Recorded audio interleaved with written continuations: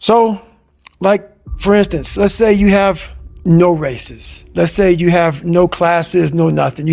There's no purpose in your life. People need to have purpose to get up. They need purpose to perform. You need to get to a point in your life where there's nothing on the docket. There's no 5K. There's no I'm going to get into school to be this or that and still perform to the highest level. Because what people don't get is one day that thing's going to come up. And if you're not constantly performing without purpose, you're not going to be ready when the time comes. It's this magical thing, purpose, that we're all looking for. But what's funny about it all is that we need these things to perform. But we don't take a second to realize the purpose is always there. The purpose never leaves us because the very purpose is you.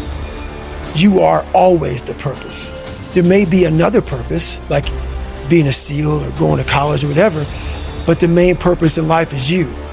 So if you wake up in the morning and you don't want to do something, you don't care enough about yourself. And that's what you need to really research is, man, why am I not doing this for myself? Because that is the number one purpose in life, is to better oneself. So that's the only purpose I fucking need. So the reason I get up every day, even though there's no race or there's no school, or there's nothing in front of me, is because I have pride in myself. But where do you go to? You wake up on a morning, it's cold, it's wet, it's dark, you've got no cartilage in your knee, you've got shitty shorts, whatever it is that's the issue today. Keep talking.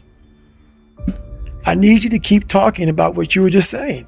It's warm on the couch. That's your it. missus says stay in bed. That's it. It's comfy, That's it's cozy. You've got work later on. You had an argument last night. You're slightly hungover. Because I know every motherfucker ain't going to do what I'm going to do. So this is how you level up. That's how you level up. I know there's a whole bunch of people with that right there. That fires me up. That makes me fucking happy, what you just said. That brings joy to my life right there. Why? Because I know there's so many people that have the ability and just refuse to get off that couch. Refuse to study a few more hours. Refuse to go deeper, to go further. And that's where I gain the advantage.